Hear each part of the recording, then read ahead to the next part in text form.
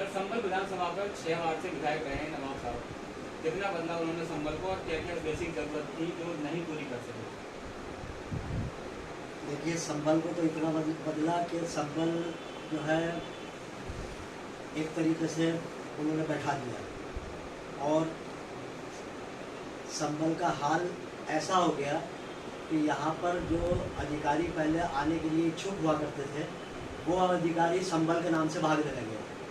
यहाँ पर स्कूल नहीं, कॉलेज नहीं, अस्पताल नहीं, रोडवेज नहीं, रेलवे लाइन नहीं, कोई फैसिलिटी यहाँ पर नहीं।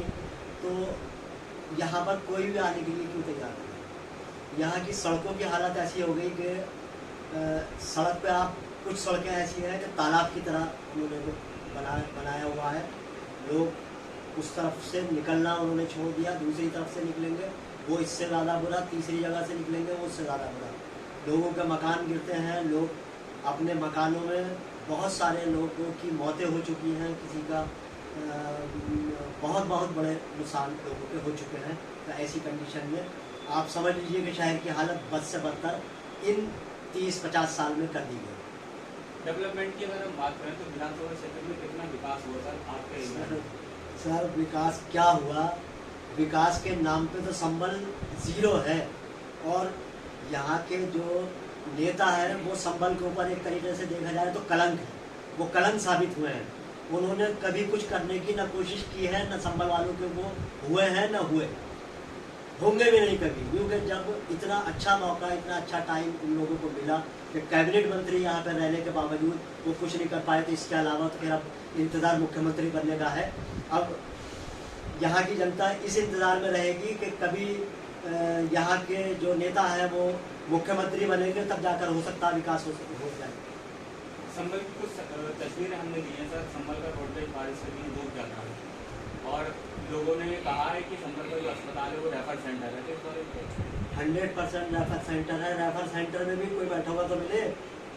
वहाँ तो आप अगर जाएंगे तो आपको कोई कर्मचारी दिखाई नहीं देगा। कर्मचारी मिलेंगे भी तो ऐसे मिलेंगे कि जो बस भगवान भरोसे, कोई आ गया ठीक है, नहीं आया तो कोई फिक्र की बात नहीं है। और आप मशीनों की हालत देख लीजिए, मशीनें कुछ नहीं है। ये लोग, हम लोग जाकर वहाँ पर हर दूसरे चौथे दिन थोड़ा वहाँ पर देखभाल करते हैं और हड़काने की कोशिश करते हैं। उन लोगों को कोशिश करते हैं कि वो जो कर्मचारी हैं वो वहाँ पर हो, लेकिन पता ये चलता है कर्मचारियों की नियुक्ति ही नहीं है। तो ये सारी जिम्मेदारी किसकी है? यहाँ के विधायक की, यहाँ के जो प्रतिनिधि हैं उन्हीं की जिम्मेदारी है, वो ही देखेंगे ये सब कुछ। तो यहाँ पे एक जो अस्पताल बना हुआ है वो मरे हुए हाथी की तरह है। उसमें वो दिखाने का तो है 100 बेड का, 50 बेड का वो हो गया, लेकिन उसके अंदर कोई किसी किस्म की फैसिलिटी नहीं है। विधायक जी कह रहे हैं हमने अपने विधानसभा क्षेत्र में सड़कें सही कराई हैं, डिग्री कॉलेज बनाया, अस्पताल बनाया है, बहुत सारी चीज़ों को उन्होंने विकास बनाया है सर। तो उसमें क्या बीजेपी भी तो ये इसी तरह से झूठ बोलती है और लोग भी इसी तरह से झूठ बोलते हैं। अब आप ये देखिए कि झूठ बोलने में पास से तो कुछ जा नहीं रहा। ये तो फ्री फंडी का काम है। फ्री में आप मुँह से ज़बान से निकालिए, आपका काम होगा। जो डिग्री कॉलेज हमने जिसको ज़मीन देकर बनवाया, यहाँ के विधायक जी ने कह दिया कि वो मैंने बनवाया। 60 बीघे ज़मीन देकर हम यूनिवर्सिटी बनवा रहे हैं, मौलाना आज़ाद यूनिवर्सिटी, उन्होंने कह दिया ये हम बनवा रहे हैं। तो कहने में क्या परेशानी है? कहने में तो कुछ लगा ही नहीं। किसी ने रिपोर्ट नहीं करा दी, किसी ने मुकदमा दायर नहीं किया, किसी ने कोई और कोई इस तरीके का काम नहीं हुआ। कोई आके ज़बान पकड़ लेता, उनका हाथ पकड़ लेता, कभी तुमने ऐसा क्यों बोल दिया। बोलने में कोई परेशानी नहीं है। सारे काम जितने भी जो दूसरों को करवाए हुए हैं वो सबको गिना देते हैं कि मैंने कराया। एक काम बताए, वो एक ईंट बताए किस जगह लगवाई है उन्होंने विकास के नाम पे, बताइए। मैं गारंटी के साथ कह रहा हूँ, अभी लोग कहते हैं या उन्होंने ऐलान किया, बहुत शोर मचाया कि मैंने 25 लाख रुपए जो है वो प्लांट के लिए दिए, गैस प्लांट को। दिखाए वो क्या हुआ गैस प्लांट? 1.5 साल हो गया उन्हें दिए हुए, ऐलान किए हुए। दिखाए वो उसमें क्या उपलब्धि है? लोग सिसक के मरते रहे, वो घर में बैठे रहे। उन्होंने क्या दिया पब्लिक को सिवाय इसके ये झूठे जो बेवजह के जुमले होते हैं, झूठे जुमले, वो उन्होंने इस्तेमाल किए। इसके अलावा उन्होंने कुछ नहीं किया। अगर उन्होंने विकास कराया होता तो यहाँ की जनता इतनी उतावली क्यों होती, इतना परेशान क्यों होती? उनसे इतना दूर क्यों भागती? आज क्या बात है, वो क्यों नहीं उनके खुशामदे कर रहा है, क्यों घर घर जा रहे हैं, क्यों कुंडियाँ खटखटा रहे हैं? यही वजह है कि विकास नहीं किया, किसी का काम में नहीं आए। जनता उनसे मुंह तोड़ जवाब चाहती है। वो मुंह तोड़ उनसे जो है उनके मुंह पे कह रही है कि बताओ, तुम हमें जवाब दो, तुमने काम क्यों नहीं कराए। तो वो जवाब दे, वो जहाँ जाएंगे उनको अब जनता जो है वो जाग गई है। अब जनता की आंखें खुल गई हैं। लोग कहने लगे कि हम पहले सो रहे थे, आज हमारी आंखें खुल गई और हम उनसे जो है जवाब मांगेंगे, उन्हें जवाब देना पड़ेगा। उनका रास्ता बंद है। वो बहुत से गाँवों में तो उनकी एंट्री भी नहीं रही। 3 दशक से लगातार विधायक रहे हैं सर, विकास तो हुआ नहीं, लोगों ने भी कहा है और अन्य दलों के नेताओं ने भी कहा है। तो सर अचानक से राजनीति में क्या ऐसा बड़ा बदलाव हो जाता है कि हर बार विधायक? नहीं, देखिए, उन्हें तो पब्लिक को ऑप्शन नहीं मिलता। जब ऑप्शन नहीं मिलेगा तो किसी ना किसी गड्ढे में तो उन्हें गिरना है, कहीं ना कहीं तो वोट देना है। और फिर ये तस्वीर दिखा देते हैं, वो आई बीजेपी आ गई, बीजेपी आ गई, बीजेपी का हवा इन्होंने दिखा दिया, वोट अपनी तरफ को उन्होंने फेंक दिया। तो पब्लिक भी ये सोचती है कि भाई चलो बीजेपी आ रही है, लाओ हटाओ, जैसे भी है इन्हें देव बनाओ। तो वो झांसे में धोखे में आ जाते हैं, ऑप्शन ही नहीं होता उनके पास कोई। लेकिन आज उनके पास विकल्प है, आज उनके पास ऑप्शन है।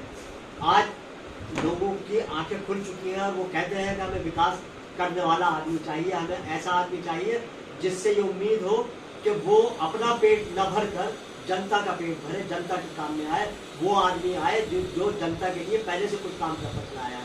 मेरी कोशिश इंशाल्लाह यही रहेगी कि मेरे परिवार ने जनता के लिए हमेशा कुछ करने की कोशिश की और मैं आइंदा भी कोशिश ये करूँगा कि एक जो जिस तरीके से जनता मुझे नवाजेगी, मैं इंशाल्लाह अगर एमएलए बनता हूँ तो मैं हर सूरत में मेरी कोशिश यही होगी कि मैं जनता के लेवल पर खड़ा उतरूँ और जो गवर्नमेंट की जो मुझे हेल्प मिलेगी उस हेल्प के अंदर मैं अपनी जेब से लगाऊँ और मैं जनता के काम। 2017 में विधानसभा का चुनाव हुए थे, डॉक्टर अरविंद की भाजपा से चुनाव लड़े थे, उनसे भी हमने इसी बात को लेकर के सवाल करा और उन्होंने भी सेम आरोप यही लगाए जो कि लगभग आपने बताए। लेकिन उन्होंने एक बड़ी बात ये कही थी कि संबल में धर्म के नाम पर रातों रात जो है समीकरण बदल जाता है और विधायक बन जाते हैं। इस बार क्या धर्म के नाम पर राजनीति होगी, विकास के नाम पर? धर्म के नाम पे तो हमेशा होती है, इस बार भी धर्म के नाम पर करने की कोशिश की जा रही है। और लोग जो है वो हमारे संबल के लोग आज ऐसा नहीं है, वो समझदार लोग हैं, आंखें लोगों की खुल चुकी हैं।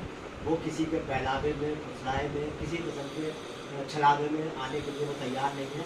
बहुत सोच समझ के इस बार जो है वोटर अपना निर्णय लेगा और बहुत सोच समझकर अपने वोट का इस्तेमाल करेगा।